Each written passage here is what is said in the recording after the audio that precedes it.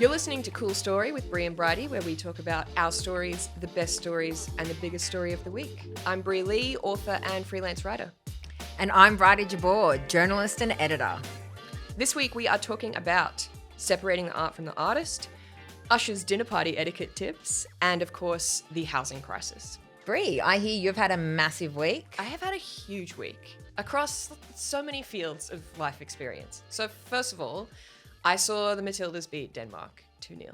And I am not a sport ball person typically. I am becoming a convert.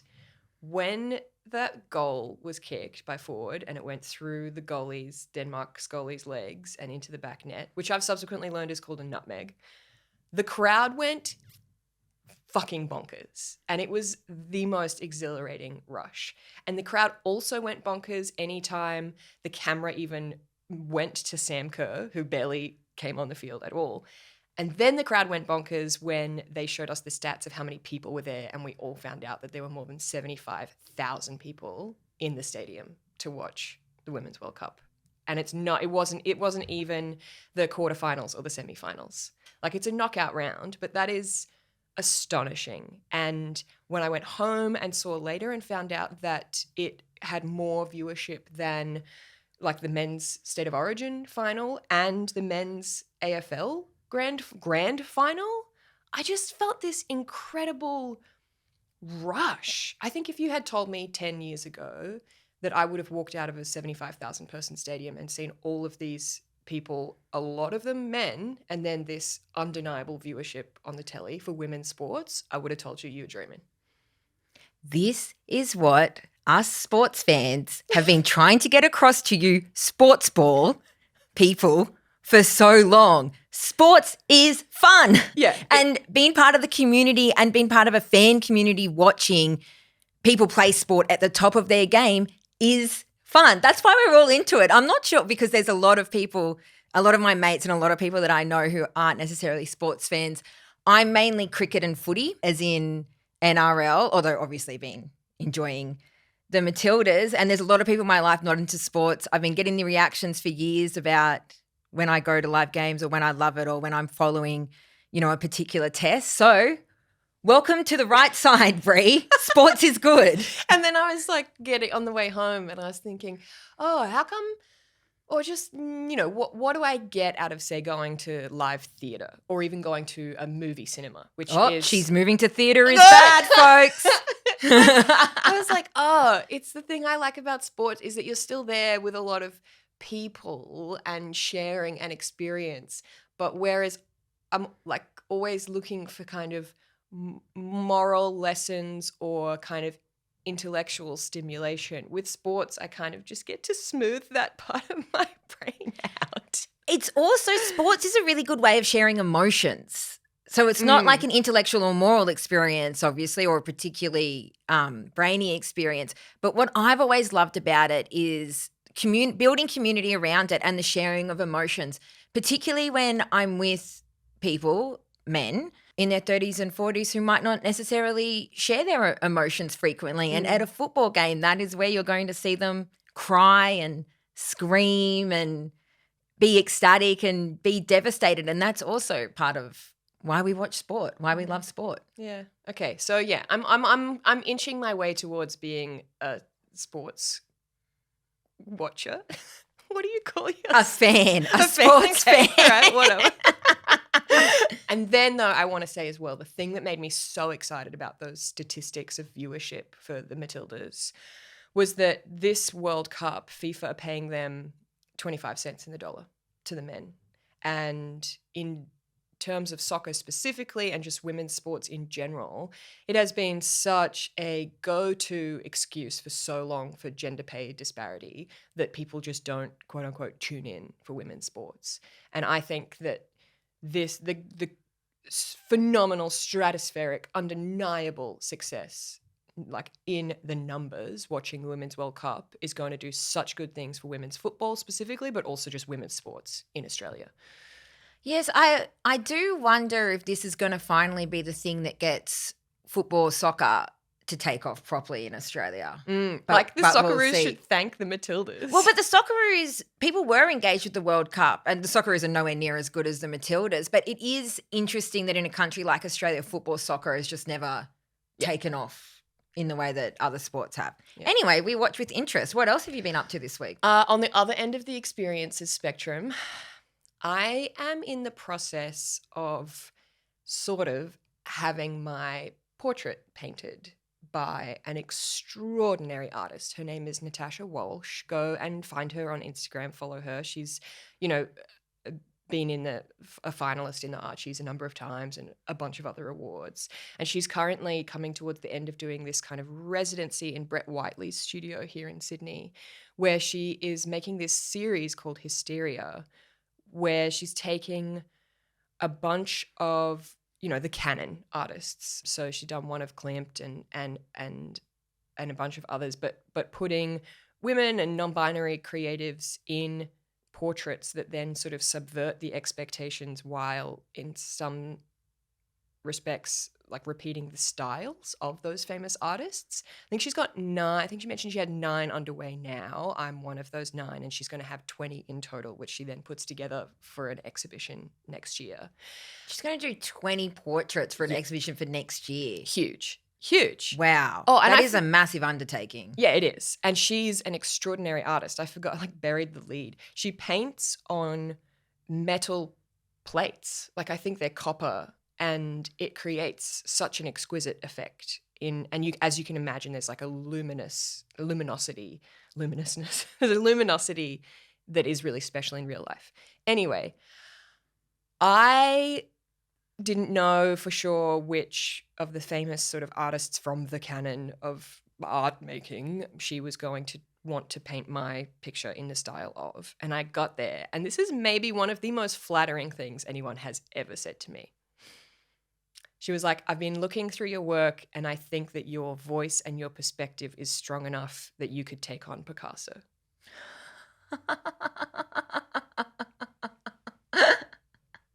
And I was like, oh my God, I'm so seen. I feel so seen. I feel so appreciated. It was amazing. So the reason I said at the beginning that I'm sort of having my portrait painted is because something that Natasha is talking about is subverting and reworking this idea that there is subject and object, because that's so much a problem in the works of someone like Picasso, where he's the painter and he just, picks his subject and then represents them the way he wants to, and it's this very sort of dom-sub relationship. And she wants to subvert that and have it be a subject-subject interaction. So she's had me in the studio, and we are together deciding on the composition and the components of what my self-portrait will end up being. And it is one of the most satisfying, fulfilling, exciting intellectual and artistic exchanges I have experienced in years. See, that's incredibly fascinating because, I've written a lot of profiles in my time and features and written about other people, as have you. And even profiling someone, if I tried to get their input on it, or if we tried to do a collaborative profile, I would think of it as being polluted by their self-image. Yeah. And they're not the expert in writing or how a profile should be structured, or even what is interesting about them. Yes. What someone thinks is interesting about themselves and what they want to get across is not necessarily what would be interesting to a broader audience, or what other people are noticing about them. So if you tried to collaborate on a profile, it would almost end up being a bit of advertising. It'd be a puff piece. Yeah, it'd be right? a bit of advertising. So it's so fascinating to hear you collaborating on a portrait with a painter, because her knowledge of the technicality of it, what to do, history, would just be so far beyond yours. So how does it work? How are you collaborating? That's such an interesting approach. I know. And I think one of the reasons it works is I have just such an enormous amount of respect and admiration for her and what she's good at. And I would still certainly, I do not think this is a co-produced portrait. She is the artist. But for example, we were talking about what we loathe about Picasso. And we were looking through, so we've had 2 meetings now. And at the first meeting, we were talking about what we find so disgusting about him, and there's a lot. And one of the things was how he really, both, I think you can see this in his art, and also we know this from explicit statements that he made. He sort of alternatively hated and feared and wanted to fuck and kill women. Like, he just was so violent, both kind of literally and symbolically, towards women in his life. And in the portraits, often they are either incredibly passive and soft and just sort of like doing nothing, or they were these like grotesque, monstrous things. And he really chopped them up into bits, which is, you know, part of that style that he painted in, but also an expression of how he said that, you know, once he'd finished having sex with a woman or once she left him, he wanted to kill her. Like, all this stuff. And so what Natasha and I got to then was that she went and printed out dozens and dozens. She put them all up on a wall and cut them out and put them all up on a wall, all of these figures of women that he'd painted over the decades. And we freed from their sort of backgrounds, we pointed to the ones that we thought were like more or less terrible and tried to deconstruct what we thought about his art. And then we have started together articulating which ones are less shit and why, and how it's so much about the gaze, like where they're looking and how fucking booby they are and what. And together we came to this idea that it would be a portrait of me. Technically it's a nude, which is so exciting. I was about to say, I would love if you got your nudes out. I would love it if you got your tits out in a portrait. Which I sort of am because Are you posing nude for her? No, I don't. Well, I don't know. I'll ask her. I would for sure. I will be sitting for her so she can get the face right. Yeah, I should ask her. I guess the tits are going to be out, but in such a style, like such a stylized version. But if she's going to model a Picasso portrait on my face, she should probably model a Picasso portrait on my tits. Totally. Yeah. Anyway. So it's the only artistically correct thing to do. Yes. Will this be a portrait of integrity or not? So not if your tits are covered up.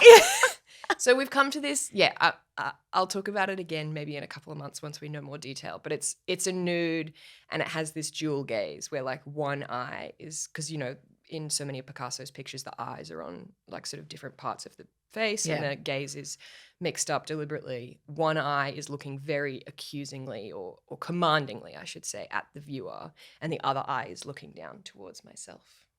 And it's just like all of these bits that we came to over sort of 2 hours of conversation together. That is so cool. Yeah. And truly original. And also amazing that how much she engaged with your work to get to that place. I really do feel like she saw you before you walked in, to know that painting you in opposition to Picasso in subversion is the best way to go. Yeah. I have a little Picasso painting above my desk, actually. Which one? I think it's from a fairly little known series. It was when I think it was just before he worked on his Blue series, and he had painter's block and he was procrastinating.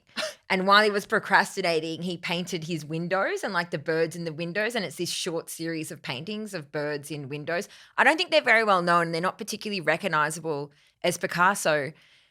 But this painting always, it's just a little postcard painting, but it always spoke to me as what he was doing in his procrastination and when he was stuck and before he went on to do a great work, and how when I look at it, I just think of how you've got to, when you're stuck on a creative project, obviously writing for me, and you feel like you're getting nowhere or you're not going to have any good ideas ever again, you have to lift your head up and look around you. Yes. And see what's in front of you, or even distract yourself with another project, and it will come back. Yes. What you're looking for will come back, or you will get there. And I think I just always like it because it's a painting of a window as well, and I love looking at paintings of windows. I find it quite soothing to look at. I don't feel this way about all artists who are problematic, but I am so disgusted by Picasso's conduct that would overcome for me any appreciation of his work on its artistic merits it never alone. did for me. Like, I know he's bad. I know heaps of people are bad though. Yeah. There's some people I can't engage with Polanski. Yeah. Like that I really can't engage with. And but it's funny what you do and you don't forgive the artist, I think, essentially based on how much you do or don't like their work. Yes, yeah. For example, the Matisse exhibition at Art Gallery in New South Wales. I don't appreciate the way he treated women, but it wasn't so egregious as Picasso's treatment of women, and so I was like able to still appreciate it, whereas Picasso just find disgusting. I think it also, well, like I said, it just comes down to how much you actually like the work or not personally as well. And I think that's where people draw their lines a lot, even though they tell themselves other stories about why they're drawing their lines there. I don't want to talk about this today. I think that this will come up at a later show, but I really struggled these days with Michael Jackson. Yes. For this tension. Same, except that I can't listen to his songs, but I was never a huge fan. Oh, see, no, I was a huge fan. And this is where the line is drawn, right? It's not so easy. It's not just like this simple place to draw the line. If the art has affected you in some way or you're appreciated another way, then that's when you decide. For a birthday in my teenage years, I got given a DVD of all of Michael Jackson's greatest video clips, and I watched that thing for hours and hours and hours and thought about so much about how he was such a leader in his field and was so creative and, all this stuff. And then, Finding Neverland, especially with my background in advocacy and experience. It's just devastating. I have something else that I came across this week, which is kind of a small thing, but as soon as I saw it, I was troubled by it and didn't know what to think or feel and wanted to seek your counsel. Ooh, surprise question. Yeah, so I have been known to love an inspirational quote. You've been to my home. I have no live, laugh, love cushions, but there's something in a good quote that I find appealing, right? Like if somebody has been able to articulate some sort of philosophical concept or some grappling in a snappy 1 or 2 lines that you can just pop up somewhere to remind yourself. I've got a quote above my desk. Yeah, for sure. Right? Yeah, okay. So I read this quote and was like, yes, love that. And then I saw who said it, and they have opposite socio-political opinions to me, and I do not respect them. And I want to know whether or not I can take an inspirational quote from somebody who I vehemently disagree with. Even without hearing the quote, I can tell you yes. But we've just heard how good I am at separating the art and artist from the work if I like the work enough. But it's more complicated than that. So I'm going to read you the quote, and then I'll tell you who it's by, because I'm confident you will also hate them. Okay. If my critics saw me walking over the Thames, they would say it was because I couldn't swim. Okay, yes. I'm not exactly that moved by that quote, but yes. I think the reason I'm moved by it is because I've copped so much hate since Eggshell Skull came out, and have felt sometimes that people who are looking for an excuse to shit on me and my work will find it no matter what I do. Yeah. And so I read that and I was like, yes, like that gives me a sense of like solidarity, confidence, reassurance. See, I've got haters gonna hate. I've just got to shake it off. That's my version. By our generation's poet laureate, Taylor Swift. Yeah. Okay. So if my critics saw me walking over the Thames, they would say it was because I couldn't swim. Margaret Thatcher. Well, I absolutely can't take any quote from that woman. No. I know it. Absolutely not, after what she did to the working class of England, but also Irish in particular as well. With my mother is from Northern Ireland. I've lived there on and off as a child and teen. All my family there. Yes, I am angry at Meryl Streep for playing Margaret Thatcher. This is why I brought you this. Yeah. I knew this would happen. There's my line, Margaret Thatcher. There is absolutely nothing I can appreciate about that evil woman. Well, that's why I was thinking about it. And I think what complicated it for me, and it's interesting that this does flow on from the Picasso thing, is the quote, what I get from the inspirational quote is about how to withstand haters. And then I read that it was by Margaret Thatcher, whose views on pretty much everything I don't respect. And I was like, can I appreciate something said by someone whose political views I disagree with?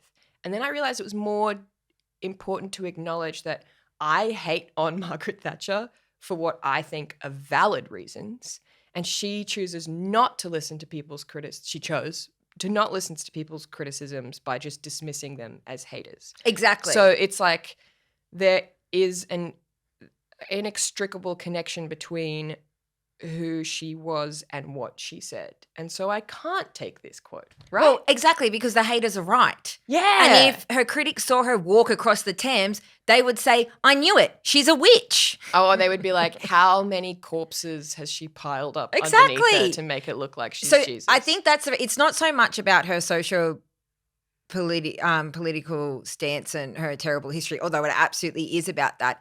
It's that you learn that quote is dismissing what would be valid criticisms that she should have been listening to. Yeah. It's not a quote from someone who was being dismissed because they're a woman or judged harshly because they were taking a stance that ended up being correct or any of that. It's she was being criticized because she did truly awful things. Yeah. So then so can't use it. No. Can't put that on a cushion on my couch. What about haters gonna hate? Hate. You can put that above your desk. You have to say it in full. I'm just gonna shake it off. Not even one of her top 50 best songs, by the way, but it is just what came to me when you said that quote. Bridie, what have you been reading this week? I'm not particularly interested in true crime at all or serial killers, which I know has been a bit of like a cultural phenomenon, big cultural phenomenon. Well, I think there's always been fascination with serial killers. I'm usually not that interested, but I read the most amazing long-form article in Vanity Fair that's just come out. The title of the article on Vanity Fair is True Crime, True Faith, The Serial Killer and Texas Mum Who Stopped Him. And it is about a serial killer, Stephen Morin, who murdered more than 30 women. He kidnapped Margie Palm, who was 30 years old at the time. She'd gone to do Christmas shopping at a Kmart, came out to the car park, and he got her by gunpoint into her car and drove her away. If it went the way that it went with every other victim. With every other 30. Probably more than 30, though that's what we know about. Anyway, he was a very depraved, sick man. He would have, sexually assaulted her and then murdered her. She essentially converted him to God and built over 8 hours, built almost a relationship with him and showed compassion for him and talked a lot about her faith and tried to a pretty extreme faith, tried to exorcise the demons from him. But it worked. She got away. She talked him out of it and he let her go. And she got him on a bus. He was going to go see a pastor that she'd talked about, a religious pastor. And anyway, the cops ended up getting him and that's how he was caught. But she was let go after 8 hours just after talking to him. And she's been approached over and over and over again to sell her story, to make it into a TV series, to make it into a movie. She never has.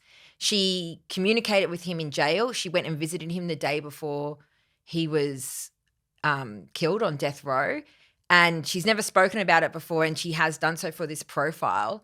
So she's in her 70s now, and she's never recounted what happened or how the conversation went, and it's all in this long-form article, and it is absolutely extraordinary what can go down between two people. Holy fuck. Did she say what the catalyst was for finally speaking out now? No, not really. I think that she just feels it's time. She's reflected on it a lot. I think she never wanted to sell her story or make money from it. And I think she's just spent I think she had obviously survivor's guilt and also didn't really understand what had happened and has just spent many, many years reflecting on it.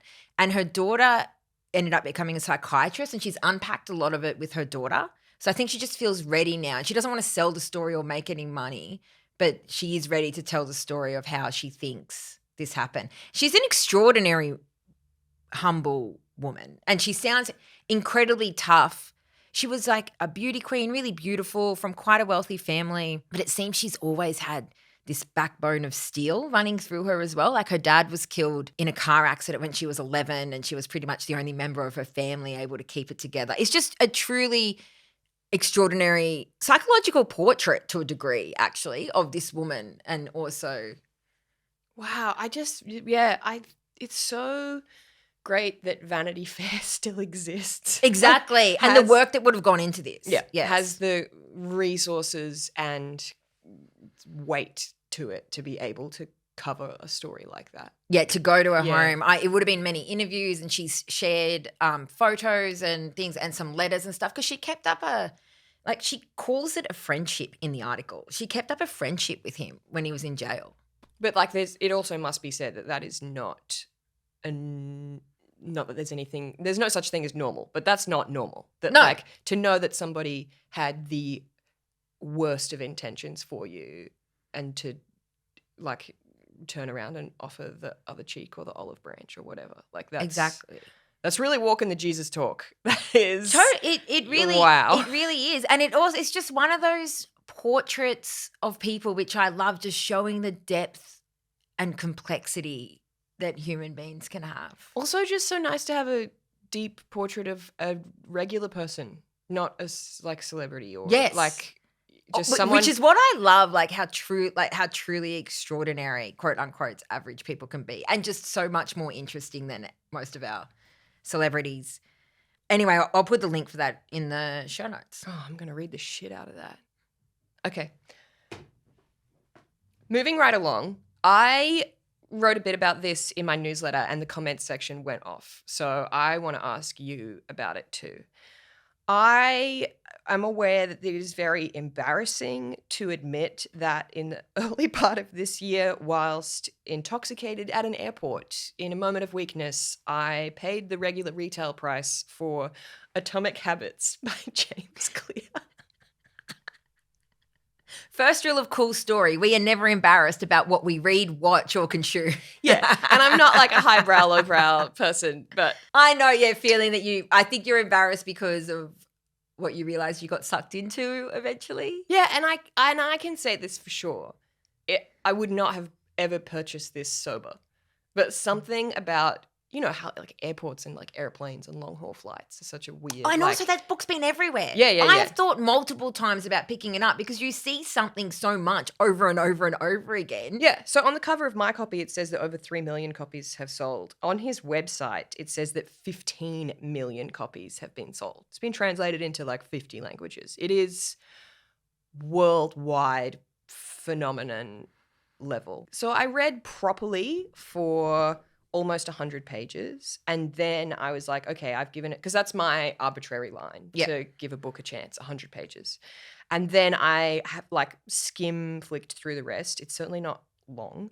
And I mean, there are some things about it that there was like maybe half a dozen things that resonated. You know that quote we all love, how you spend your days is how you spend your life? Yeah. The thing I liked about this was how he writes about early on, habits are like the atoms of our lives, which is basically a different way of saying the same thing, which is like small things you do on a daily basis.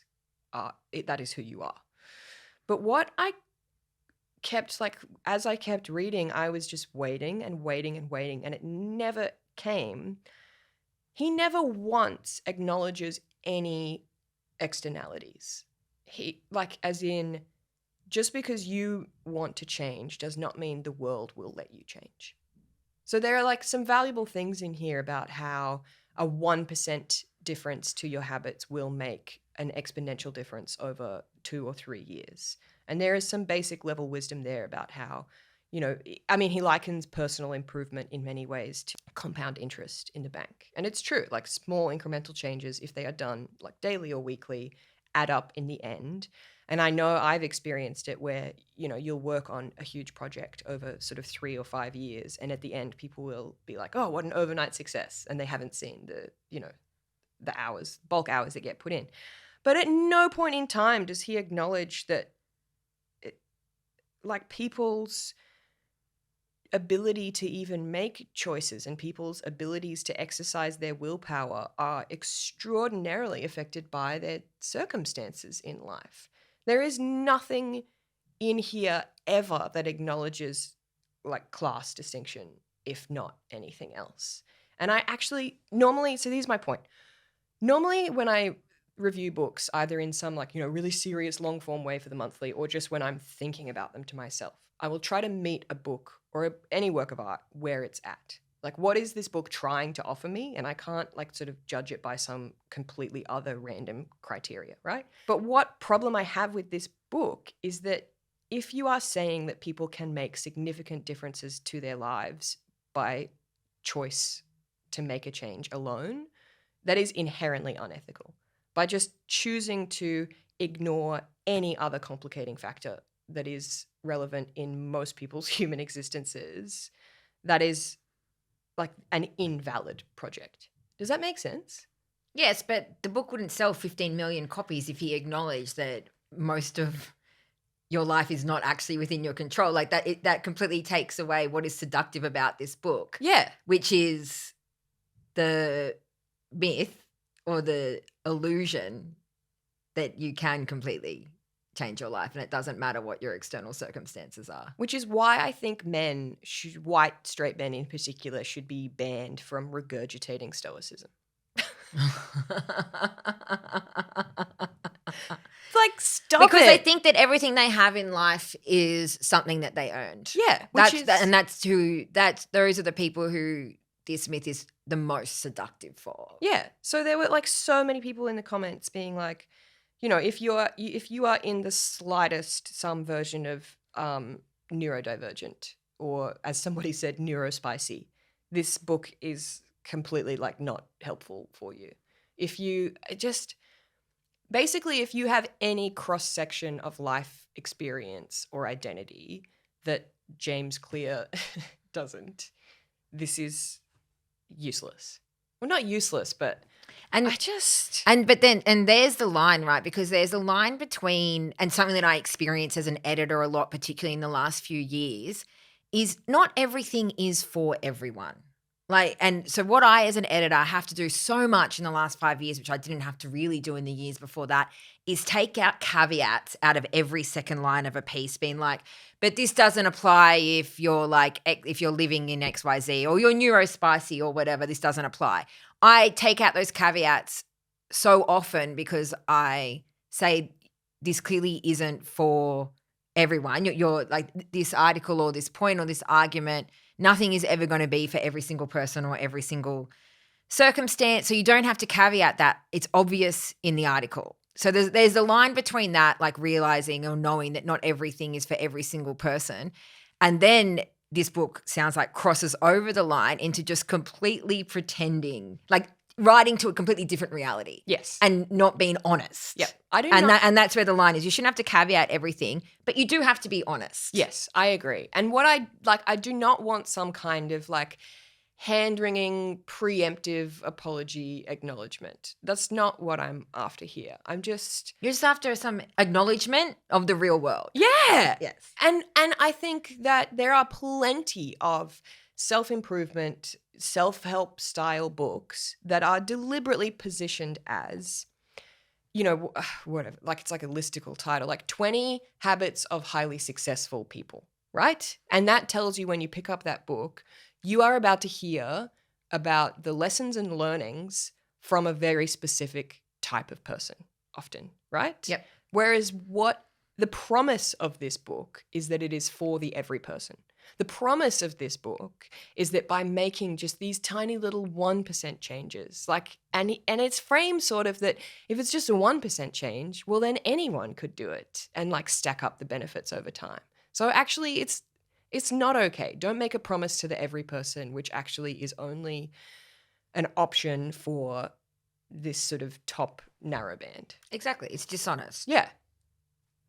Speaking of dishonest, you know what else I read? What a segue. No, this is actually a perfect segue. I read Scammer by Caroline Calloway. Oh, is it good? For the first half. So Caroline Calloway is almost the original influencer, isn't she? Mm. She takes up a very specific place in the online millennial woman discourse, hundreds of thousands of followers, and she's been accused of scamming people in more than one way. And she is a genius for self-promotion and marketing. And there is something quite appealing about her, because I think it's she is from an era of the internet where you just lay everything out as well. Yeah. And I think that that's part of her appeal. Anyway, she's written this book in inverted commas. You can only get it by paying like $100 for her to maybe send you a copy. People put in their orders in 2019 and still haven't got a copy. And I'm sorry, what? Yeah. So she's self-published and she's charging people, or it's $60 and 100 Australian dollars. It's really expensive. Yeah, that's how she's selling it. You can't just get it from a bookshop. Anyway, I managed to get I don't know how I missed that detail. Yeah, well, I managed to get a media copy. So that's how I got it. I would say to everyone listening to this who hasn't read it to not spend $60 on maybe getting a copy. But it was interesting to read. For the first third of it, I'm thinking this chick is a genius. She's actually a really good writer. She's a genius. She's a genius for self-promotion. She's a genius for the zeitgeist. This is very fascinating in an anthropological way. But then by the time I finished it, my overriding thought was this chick really needs an editor. But people will be able to read this book eventually. I would say the actual publishers are already knocking on her door and they'll sort out a deal. And this is going to be published by a publisher. It'll be very interesting to see what the editing process is like for her, because the book is it's riddled with errors and she repeats herself all the time. And she also keeps doing this thing where she starts a story and then she's like, anyway, that's for my next book. And she does it multiple times. I think I read a piece by Liz Flux, though, about how she has a book deal, or indeed a 2-book deal. But this book is not about the things that she has a book deal to write about. Well, she got a 6-figure book deal a few years ago, which Yeah. she then didn't deliver the book, and then she actually had to repay the advance, which is almost, as we know, unheard of in our industry, having to repay your advance. Yeah, they only make you do that if shit's gone down. If you're being particularly egregious, your behavior has been particularly egregious. Yeah. So she did have that. And so that's why she self-published this. But the publishers will come knocking now that she has something physical. But it was fun. It was a fun read. I'm still engaged with the Caroline Calloway roller coaster for sure. Okay, now moving on to the story you sent me that everyone has been talking about this week. Usher's list of do's and don'ts, social mores, dinner party etiquette. Loved this. This was on The Cut this week. Usher's #1 dinner party rule: no potato salad is the headline. It is an interview with Usher essentially about etiquette and dinner party etiquette. And I love hearing anyone's Takes. own etiquette rules, because we live, it used to be you had 1 or 2 books 100 years ago that a certain social class would live and die by. And now etiquette varies and the definition of it varies from person to person. So I always love hearing people's personal etiquette rules. And I, of course, am going to love hearing about Usher's specifically etiquette rules. Were you an Usher fan? No, I'm fascinated by him and I like his music, but I wasn't crazed about him like I was crazed about Zach Hanson. Do you mean Zach Hanson? Is he one of the Hanson brothers? Yes, I was crazy for the Hanson Which brothers. one's Zach? The youngest, the drummer. Yeah. Yeah, okay. Yeah, I'm pretty sure he was the drummer. Well, see, it's been so long ago. But I was obsessed. I fully thought, I think, like a phase that many, many girls and boys go through in those tween years where you're, 1, completely infatuated, and 2, utterly believe you're going to meet and get married, and that when they meet you, they will be completely infatuated back with you. So that was Zach Hanson for me. I once saw on the internet this very brave young woman post a picture that a selfie she'd taken. She was like, the outfit I wore to Harry Styles' the outfit I wore to a One Direction concert, thinking that Harry Styles would see me in it and then ask me out on a date. And it was hipster jeans with a spaghetti strap singlet. It was just so perfect. Yeah. I remember being so deluded. I'm still deluded sometimes. I remember being at a Kendrick Lamar concert in 2017 when I was pregnant, watching Kendrick Lamar and being so moved that I thought he could see me and ask me backstage to have a really good conversation. That's what Pulitzer Kenny wants to do after this show. to have a really good conversation with pregnant 29-year-old Bridie So I can still have those feelings, but that's the power of music, right? And why Fandom and fandom. yeah. Like you can feel so when an artist is expressing something that is universal or but you feel so invested in and you feel really speaks to an experience you specifically about. You're like, yeah, we've got stuff in common. Me and Kendrick, me and Pulitzer Kenny, we could have loads in common. My Usher thing was that I had his double CD set for the album that was 8701. And it had this like intro track, and inside the CD it had the booklet with all the lyrics. And I just have very clear memories of this time in my life when buying a CD was a huge deal because they were really expensive, and you would save up and like choose whether or not, for example, you felt that the math worked out to buy an artist's album instead of buying 4 singles or 5 singles for the price of an album. And then the exhilarating hours I would spend with like sitting cross-legged in front of my little CD player, which was a very exciting birthday gift and was like metallic blue, and learning every single lyric to every single song off by heart. And I did that with Usher's 8701. Oh, babe, I love that you were working out the math on singles v album. Not me. But you had to, otherwise you couldn't. No, I just saw the singles and I was like, $5? I've got $5. And then, I don't have $30. I've got 5 though. But then I would have $5 every week and end up with the 4 singles and hardly ever the album. That's also, how you miss out on great, what I would now describe as B-side tracks, like Pop Your Collar. And in Grafton, we had to go and order a lot of the CDs. They would have had Usher, but in my teen years, I would have to read about the CD in a magazine, go to the music shop in Main Street and put in my order for the album, and sometimes wait 4 weeks for it to come. Wow. Anyway, Usher's etiquette rules. So I do have the appeal of Usher, but I wasn't as invested in him as I was in Zach Hanson. What are your dinner party rules? And he says, don't come empty-handed. If you come to a dinner party, I think it's appropriate to bring something. Napkins.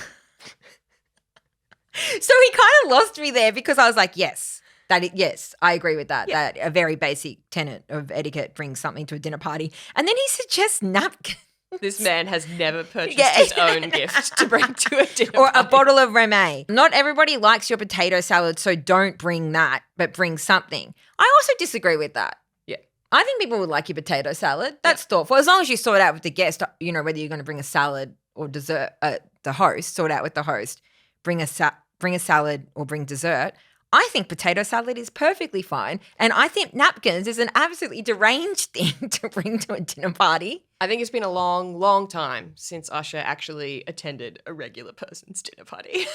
Yes, exactly. I wonder what people in his stratosphere are bringing to each other's dinner parties, because I do believe he's bags. bringing something. Yeah, Right? Like, what's your dinner party etiquette? What are your do's and don'ts? So I am someone who enjoys throwing a dinner party, as you well know. And I also enjoy throwing a cocktail party, as you well know. And those are very different things. But as a frequent host, I would say I host more frequently than I attend, which does not bother me at all. I find it a wonderful, joyous thing to sort of feed and give beverages to my nearest and dearest. I have made it part of my hosting thing where I will just say to people, if you want to bring something, bring XYZ. And I just like do that preemptively for them. And invariably it's bring champagne. Yes. But I think that's all I've ever brought to your apartment is champagne. Obviously. But also that no brainer, bring something. I recently attended a dinner party, big bunch of flowers. Beautiful. Everyone always loves big bunch of flowers. Gorgeous, and something that lasts after the event. I saw that at the dinner party where I took a big bunch of flowers, someone had brought, I don't know how to pronounce their name, there's this company that sell like beautiful sort of artisanal spices, like Gerwu House. Do you know that place? No. Okay, they make beautiful spices and things for cooking. And this person had brought a like little set of beautiful like special salt and pepper to use. What Like, a great gift. Great gift. Honestly, the world is your oyster for beautiful, thoughtful, gorgeous little dinner party gifts. Bad dinner party etiquette. I once invited someone to a dinner party explicitly saying that there would be half a dozen of us sitting around my tiny table. As you know, I have a small apartment in Sydney and the dinner table is small, and I would be cooking for half a dozen of us. And this person turned up and had not told me they were bringing their girlfriend. And I had made 6 portions of Ottolenghi's eggplant lamb thing, which you put in like half eggplants. Oh my And God. I had like 15 to 20 minutes to just like whip up some kind of extender for the main meal. And I was like, you fucking idiot. I was going to say, was this person a man? Yes. Yes, I feel like they fail on the Who the etiquette. fuck comes to an extra, brings a whole extra human being? And I'm a chill person. If he had even said to me 24 hours beforehand, oh, just checking, is it all right if I bring my girlfriend? Of course. Totally fine. I just make extra fucking eggplant. Like, oh my God. I couldn't believe it. I just couldn't. Yeah. Bad etiquette. Don't rock up with a random +1 to a dinner party. That's a big difference. Cocktail party? Sure, whatever. Dinner party? No. But even with a cocktail party, ask. Give it. I'm still pissed off about a great birthday party I had a couple of years ago, which was in another space, and I put money on the tab. It was like proper birthday party. It was post all lockdowns and stuff, so it's when we were all going a bit crazy. Such a fun party. And I invited like a fair few people, like 60, so really not a big deal to add people to the list. But one of the people brought friends without asking me, which annoyed me. It really annoyed me to see that person drinking drinks that I'd put on the bar, and they didn't come and talk to me either, which also annoyed me. But number 4, I had a birthday cake. My husband organised a birthday cake, and it came out, and they brought it out. Everyone's singing me happy birthday, put it on the table, and we were mostly all standing around at the party, but obviously put the cake on a table. Guess who was sitting at the table and is in every single shot of me blowing out my candles and getting my cake? The random. And it's still, and I think of myself, I liked it. My self-image is of a chill person, but maybe that is self-delusion because it still annoys me to that day that they did it. If I ever have to write a profile of you, you're not allowed to co-author. She thinks she's chill, but actually she's only chill when everyone is following every single one of her rules and doing exactly what she says.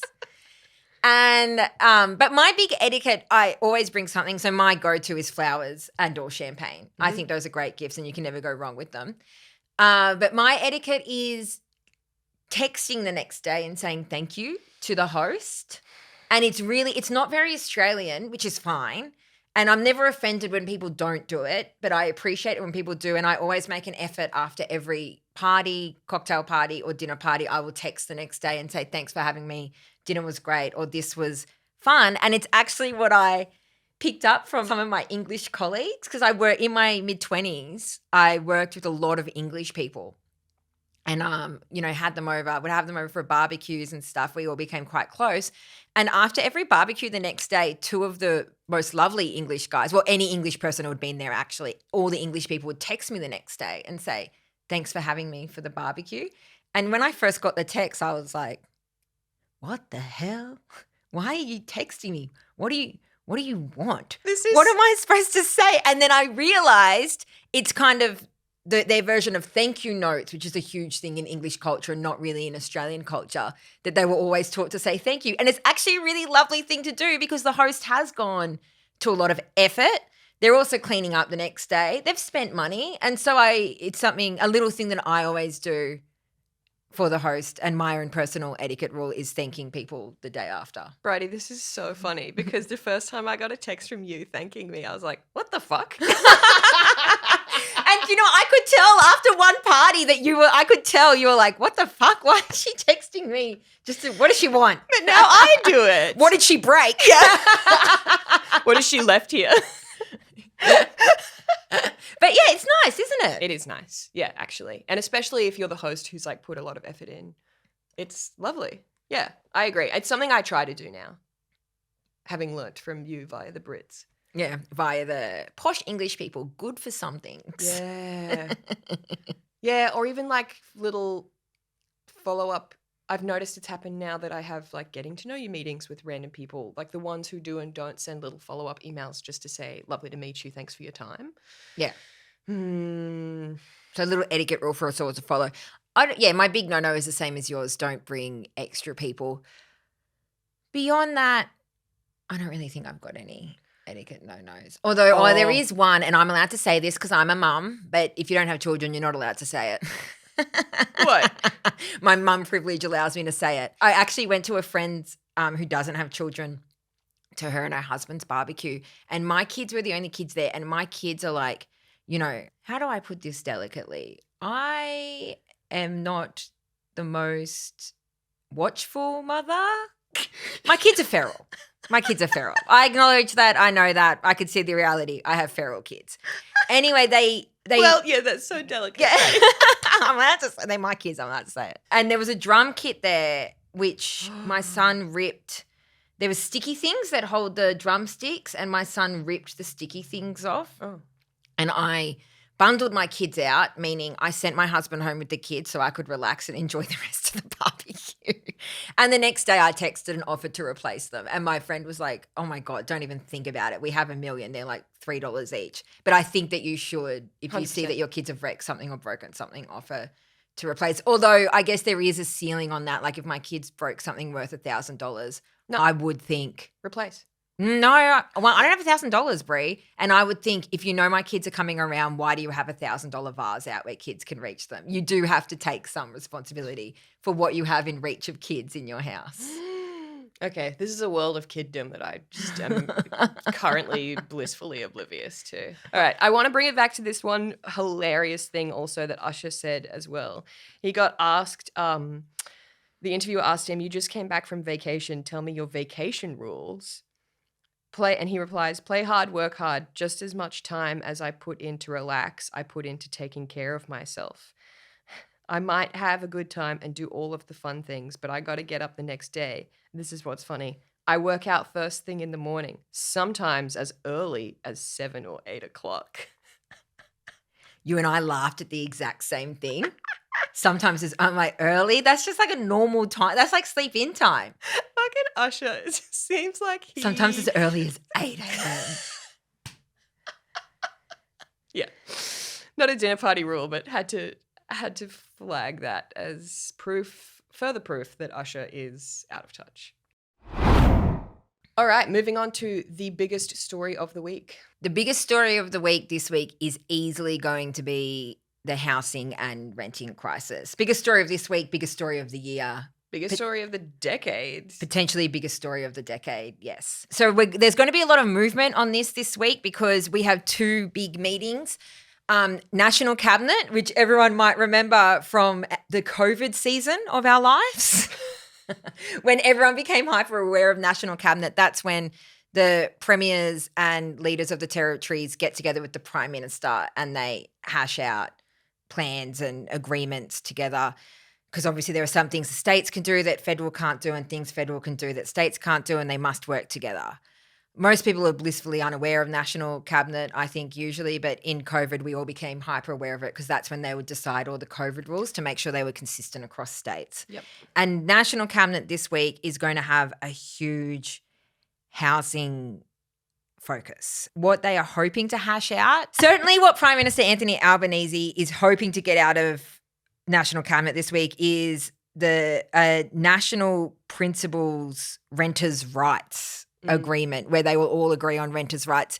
How far it goes is to be seen. I'm not particularly confident that it's going to go super, super far. I think that we can definitely expect to get no grounds evictions essentially banned, which I always think, which is good to do, but I also think of that as tinkering around the edges if at the end of a lease you can still kick out a tenant with no reason and or increase their rent by as much as you want to. But they're going to be talking about renters' rights.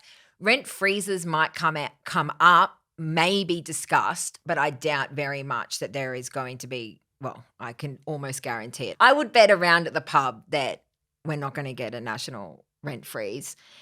And they're also going to be talking about the National Housing Accord, which was signed last year between states and territories to build 1 million new dwellings over the next 5 years. They agree there's going to be 1 million new dwellings, but what we're looking for is detail on how they're going to do that. Where are they going to be? What are the state's plans for getting the dwellings? Because at the moment, it's just an agreement with no actual solid plan underlying it. Also in that, they're going to be discussing a lot zoning laws. And I think that there's going to be a lot of discussion between states and territories about changing zoning laws, making it easier to build higher density in certain places. Premier of New South Wales, Premier of Victoria have certainly signalled strongly that they want to do that, and Albanese is going to be discussing that with everyone. He's in a pretty unique position as well, where sometimes it can be quite fiery in National Cabinet and they can come out of it fighting. But there's a Labor leader in almost every state and territory except for Tasmania, so they're not going to do anything that makes the Prime Minister look that bad. But after that, so National Cabinet will be next week, and then after that in Brisbane is going to be ALP National Conference at the end of the week, which happens every 3 years, and it's basically where they set the policies of the Labor Party, which also means setting policies that will guide our government. They're not binding, but, guide our government. And there can be quite a few fights there. It's been signalled for months that there's going to be a lot of arguments about how the housing crisis there and what to do about it. Some factions have been pushing for changes to negative gearing and CGT. I doubt really that's going to anything's going to happen there before the next election. The unions want there to be more taxes on super, and then that's poured into housing. So there's a few things going on, but the whole conversation is going to be housing and rental crisis this week, how to fix it, what to do, and what our governments are actually going to do. Something I think it's really useful to keep in mind when we talk about this stuff, and I say it all the time, I said it on the drum the other day, in Australia we have an almost evenly split third. A third of people own their homes outright, a third of people have a mortgage on their homes, and a third of people rent. And as soon as you understand that that is the overall split of the sort of voting population, that 2/3 of people have a vested interest in housing prices either staying the same or going up, versus 1/3 who wish they would come down so that they could enter the market. It gives, I think, a really important starting point for understanding why there may or may not be a sort of political willpower to actually fundamentally make any change to housing in affordability in Australia.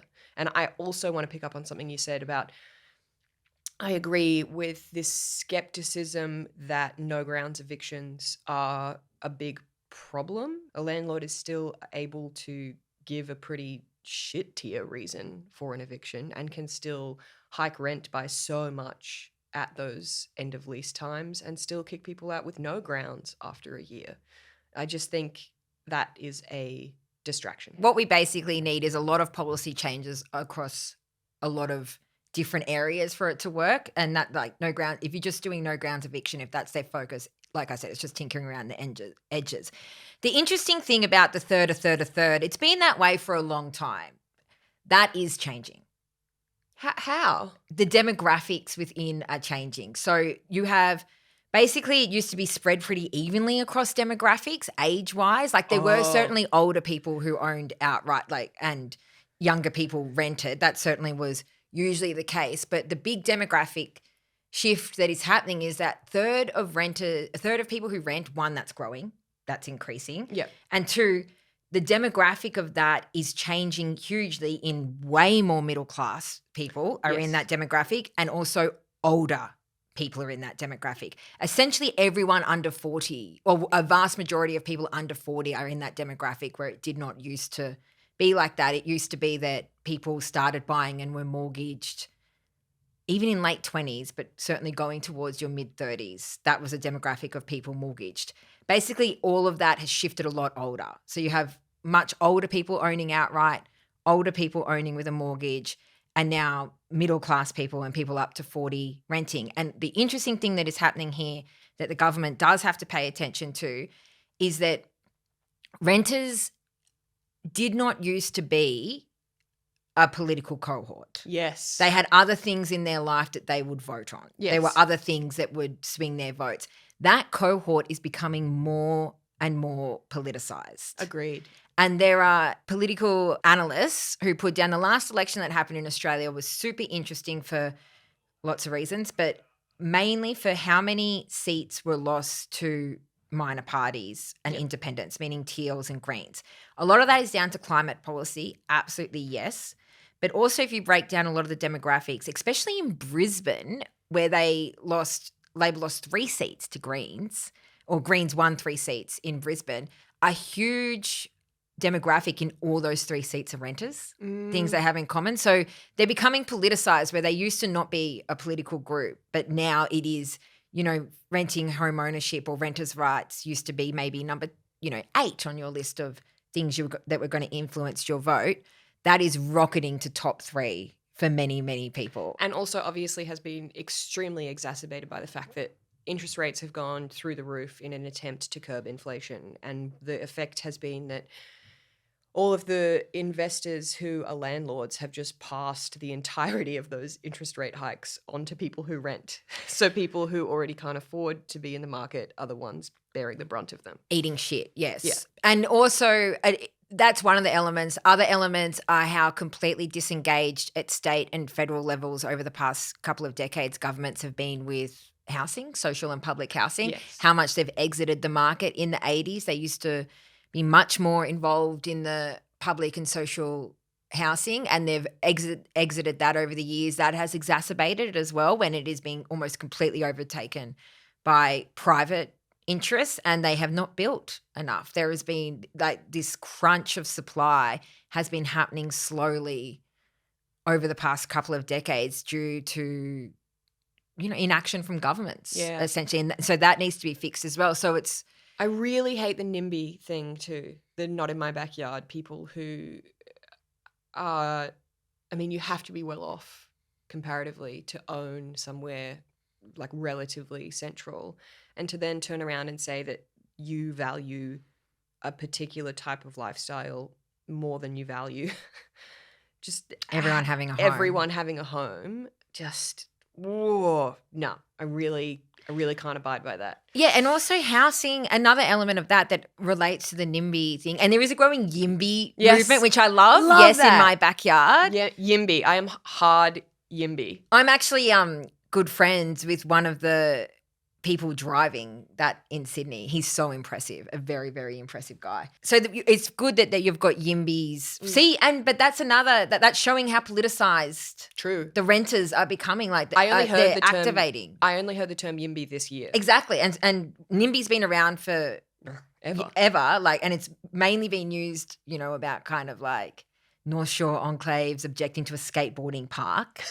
And now it's moved to stopping the building of apartments essentially, and then YIMBY forming in direct opposition to that. And also I think that what still has to shift in our national debate, and we are not there yet, is thinking about and framing housing as an asset and a potential wealth accumulator rather than a human right. Yeah, we've spoken about this before. And my frustration as well is that we call it the health system, and we call it an education system, and we call it a housing market. Exactly. Rather than a housing system. And education and health were exactly what I was thinking about coming into here, because in the 40s we had a housing crisis, and what happened, it's actually really interesting. There's this article I always refer to. It was published more than a year ago, April 2022, in The Guardian by Ellen Fanning, who's a co-host of The Drum. And the headline is, "Thinking Big Helped Australia Solve a Housing Crisis in the 1940s. We Can Do It Again." We'll link this in the show notes. But I always return to this because this isn't new. What we're experiencing isn't a new thing. And we had a housing crisis in the 40s. And really interesting stats in this is that by the mid-2030s, it's estimated 731,000 new public housing units will be needed. And in the 1940s, the Department of Post-War Reconstruction estimates Australia will need 750,000 homes. Wow. How amazing. So essentially the same number. Even though we've had such the population boom since then. And so the crisis is very similar. Like there's parallels with history. And what we did in the 40s was the government was ultra involved in the housing market, and the government built lots and lots of public and social housing. Classic post-war, Yeah. like national togetherness. Nation building. Yeah. And so what we could do, and when I was thinking about that and how the government stepped in and built all this housing, and I was thinking on the same lines of your points about, you know, the education system and the housing market, is that, you know, housing should and is a human right as much as education and healthcare is. And we, in Australia at least, expect the government, not perfect, but we do expect the government to deliver the vast majority of that and deliver it to a good standard. And the national thinking needs to shift to the government being that involved in the housing market as well. We should not be giving it up to private interests, because we are seeing right now what happens when we concede it all to private interests. Yeah, obviously we're in furious agreement about this, but then I just think back like, well, which major party is really going to do it if 66.6% of voters want it to be a market because they're already in and winning that But market? I don't think 66.6% want it to be a market. I don't think that every single person who has a mortgage or owns a home outright wants the housing market to stay the same, because all those renters are not in their silo apart from those homeowners. Those homeowners are the parents of those 40-year-olds who can't buy. Certainly see it in our family on both sides, like my parents seeing it, who were nurses and simply bought at the right a 3-bedroom. No, not the right time. They simply bought a 3-bedroom house in the country for their big family when they were nurses. Well, my dad was a chef at the time, and my mum was a nurse. In the 90s, today buying that simple house, they know buying that simple house for for their family is not an option. Yeah, they're worried about it, and they certainly wouldn't vote to keep the housing market the way it is. And I also see that with my husband's parents know and recognise how much it's changed, and they're scared by how much it's changed as well. Well, that's nice that you have nice family. I'm just, I guess, skeptical that all the people who are, I think it's like sort of 55 and older, where the real serious concentration of outright home ownership and investment property ownership starts. Yeah, that's boomers, and millennials are coming. Like millennials are almost as big but they're almost as big a generation as boomers. So a lot has been about catering to boomers because they're such a big generation, so they're a huge voting bloc. Millennials are rivaling that easily. Like it is changing. Yeah, and I hope it does. I just wonder if it will change enough so that at these 2 huge meetings happening this week, that the scales will tip. Oh, no. In any No, I'm way. not saying that. Yeah. I'm not being Pollyanna about this. Like the immediate future of this week, I guess I was talking a bit in the abstract about what needs to be done. I think they will tip eventually. I think that the people under 40 are becoming such a big voting demographic and so politicized and change is already happening. We saw that in the last election. Yes. And we see that in the collapsing primary vote for Labor and Liberal as well, that has been happening over the past few years. But as for the immediate, like this is going to be dominating the headlines this week. Housing, what are the governments doing about housing? I think at the end of the week, we're essentially going to have, my prediction is going to be no grounds eviction. Easy. Is going to be banned across everything. Renters' rights, I think that there'll be a form of wording around renters' rights without much enforcement. Oh, you know that pets. renters, pets, and renters have a right to live in reasonable conditions and blah blah blah. Like it'll be something like that. But the big focus will be on rezoning, how zoning laws might be changed, and supply, and how they're going to increase supply, and what the actual plan will be for that. That'll be the outcomes, I think, at the end of the week. Yeah. Well, what have you got on for the rest of the week? I am going to be going to my hometown for my cousins who are brothers, having a joint 50th and 40th birthday party. And I'm having a bit of an existential crisis about my cohort because it's my oldest cousin on my dad's side. I have lots of cousins on both sides. But my oldest cousin on my dad's side turning 50, and it's making me think, we're getting older. It's just one of those moments of realizing, like, you're used to all the aunts and uncles being one generation and you guys being the kids, but actually we're the middle now and we all have kids and we're not the young generation anymore. Are you just someone who's affected by those sort of decade milestone birthdays? No, not personally, when I turn the big zeros, but I think everyone has moments where they think about the passing of time, and my oldest cousin turning 50 definitely has me thinking about the passing of time.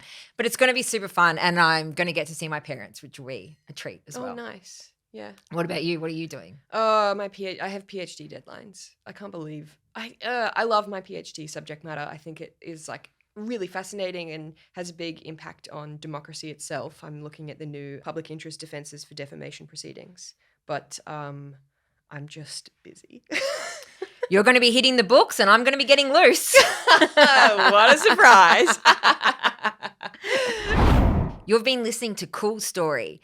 You can get in touch with us on Instagram at Cool Story Bri Bridie. DMs are open to hear all about your etiquette do's and don'ts. And your dinner party nightmare stories. Thanks so much for listening, and thank you to Sam Devonport, who has produced this episode. Want to hear a cool story? Get it wherever you get your podcasts.